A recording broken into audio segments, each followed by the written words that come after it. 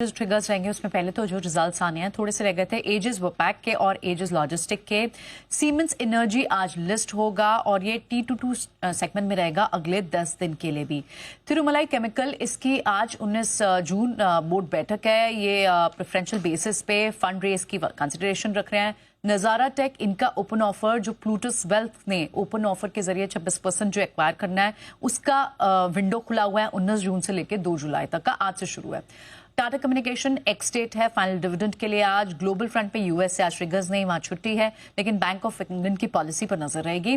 Primary market से update में Eris infra, इनका जो फर्स्ट दिन का अपडेट था वो रिटेल एक गुना सब्सक्राइब 1.04 टाइम सब्सक्राइब हुआ, लगभग एक टाइम, और एनआईआई जो है 0.19 टाइम सब्सक्राइब हुआ। न्यूज बेसिस पे आज IKS, इन्वेंट्रस नॉलेज, यहाँ पर जो कुछ public cluster of public holders जो हैं वो अपनी हिस्सेदारी बेच रहे हैं। ब्लॉक लग सकता है 450 करोड़ का, इस पर नजर आएगी, डिस्काउंट पर होगा ये। जाइडस लाइफ साइंसेस, इनकी एक ऑन्कोलॉजी इंजेक्टेबल प्लांट की एक इंस्पेक्शन हुई थी, यूएसएफडी ने ये GMP जांच पूरी की है, 2 ऑब्जर्वेशन मिली है यहाँ पर। इसके अलावा SBI ने जियो फाइनेंशियल के 7.91 करोड़ शेयर्स खरीदे हैं जियो पेमेंट बैंक लिमिटेड में, और कंपनी ने लगभग 105 करोड़ में ये बाइंग की है। हीरो मोटोकॉर्प, ये जो EV फ्रेमवर्क है इसे और सिंप्लीफाई करने के लिए एक नया मॉडल लेकर आ रही है, और इस मॉडल में वीडा VX2 मॉडल लॉन्च करेगी, और बहुत ही इंटरेस्टिंग एक सोल्यूशन भी दे रही है, वो है battery as a service offer होगा। ये सब्सक्रिप्शन मॉडल रहेगा ताकि थोड़ी अपफ्रंट पेमेंट कॉस्ट में थोड़ा सा ईजनेस आ सके, प्राइसिंग थोड़ी इफेक्टिव हो पाए। इसके अलावा ये तमाम कुछ स्टॉक्स होंगे जिनको आपको ध्यान में रखना है। ऑलराइट, चलिए तो इन ट्रिगर्स पर हम फोकस करेंगे, लेकिन पूजा आपकी बारी आती है। गुड मॉर्निंग, जरा बताएं कौन कौन सी खबरें जहां आप फोकस कर रही हैं। जी good morning Neha.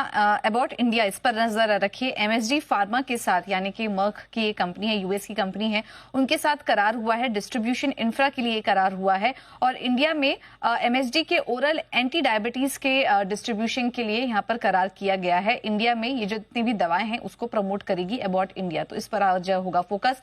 Vodafone idea पर रखिए नजर। AST स्पेस मोबाइल के साथ कंपनी ने करार किया है, और सैटेलाइट ब्रॉडबैंड कनेक्टिविटी के लिए करार हुआ है। पूर्वांकरा कंपनी को एक ऑर्डर मिला है बेंगलुरु की कंपनी की तरफ से, ट्रू ड्वेलिंग से 272 करोड़ के ऑर्डर मिले हैं, और रेसिडेंशियल प्रोडक्ट में सिविल और फिनिश कार्यों के लिए ये ऑर्डर दिया गया है। इसाफ स्मॉल फाइनेंस बैंक, यहाँ पर भी रखिए नजर। ARC को कंपनी ने कुछ NPAs बेच दिए हैं, और ये जो लोन्स हैं ये 735 करोड़ के बैड लोन्स है, इसमें 362 करोड़ करीब NPA में भी शामिल हैं, तो आज यहाँ पर भी फोकस रहेगा। और आखिर में बात करते हैं टाटा एलेक्सी की। इन्फाइनॉन पार्टनर के साथ करार किया है कंपनी ने, और ये जो करार है ये भारत में EV इनोवेशन को बढ़ावा देने के लिए ये करार हुआ है, जिसके तहत कंपनी जो है वो 2 व्हीलर्स, 3 व्हीलर, पैसेंजर व्हीकल और कमर्शियल व्हीकल के लिए जो EV सिस्टम है वो यहाँ पर बनाएगी, तो इसके चलते आज इस स्टॉक पर भी रखिए नजर। ऑलराइट, चलिए तो ये भी इंपॉर्टेंट स्टॉक्स हैं। हमारी जब गेस्ट पैनल्स जुड़ेंगे तो उनके साथ भी हम इस पर चर्चा करेंगे, लेकिन आइए वक्त हुआ FIR का बिगुल के साथ।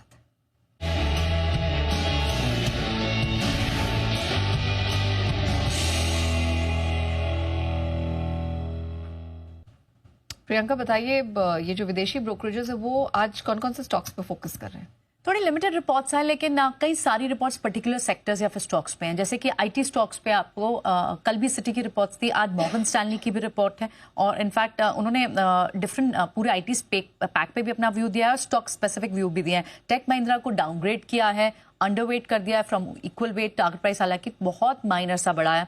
अपग्रेड किया है विप्रो को इक्वल वेट, इन्फोसिस पे इक्वल वेट मेंटेन करके रखा है, HCL पे भी इक्वल वेट मेंटेन किया है, और TCS पर ओवरवेट उन्होंने अपनी राय दी है। CLSA का भी IT पर एक व्यू है, उन्होंने कहा है कि वी शेप रिकवरी आपको कमिंग क्वार्टर्स में देखने को मिल सकती है, और इनकी टॉप पिक्स रहेंगी इन्फोसिस, टेक महिंद्रा और परसिस्टेंट। ट्रेंट एनालिस्ट मीट हुई थी कल, उसके बाद कई सारे ब्रोकरेजेस ने अपना व्यू शेयर किया है। मॉर्गन स्टैनली ने कहा है ओवरवेट रेटिंग है, टारगेट प्राइस 6359 का है, उनको लगता है कि थोड़ा बम्पी और नॉइजी ग्रोथ रह सकती है, बट एस्पिरेशनल टारगेट है, जैसे देखना होगा कि अचीव होता है। आउट परफॉर्म की रेटिंग मक्वायरी की है ट्रेंड पे, यहाँ पर उन्होंने टारगेट भी अच्छा बढ़ा दिया है, 7200 का टारगेट दिया है, और इनफैक्ट जेफरीज का भी एक रिपोर्ट है, तो कहीं ना कहीं स्पेसिफिक गाइडेंस तो कंपनी ने नहीं दी है, लेकिन कई एस्पिरेशनल टारगेट जरूर रखे 25 से 30% की ग्रोथ के, तो देखना होगा ट्रेंड कैसे बिहेव करता है। इसके अलावा एशियन पेंट पे सिटी की एक रिपोर्ट है, सेल मेंटेन किया है इन्होंने, टारगेट प्राइस 2100 का किया है। इन्हें लगता है कि ये वॉल्यूम वर्सेस वैल्यू ग्रोथ जो है वो 3 से 4% रह सकती है, जो पहले 6 से 7% थी, यानी कम की तरफ बताया।